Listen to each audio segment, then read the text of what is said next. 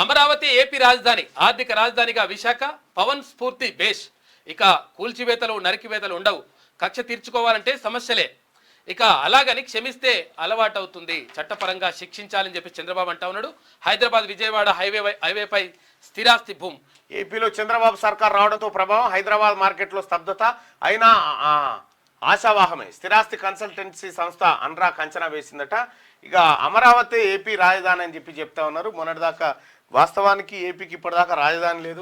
గతంలో చంద్రబాబు గారు అమరావతి రాజధాని అని ఒక సింగపూర్తో కలిపి ఒప్పందం చేసుకున్నటువంటి సందర్భంలో ప్రభుత్వం మారిపోవడం, ఆయన 3 రాజధానులు అని చెప్పడం, అంతా గందరగోళం ఏర్పడ్డది. మళ్ళీ చంద్రబాబు రావడంతో మళ్ళీ అమరావతికి వైపు ఊపందుకున్నటువంటి పరిస్థితి.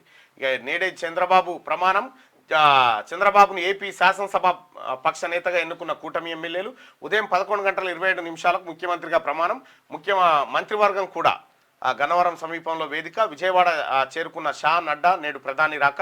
దేశ విదేశీ ప్రముఖులకు ఆహ్వానం.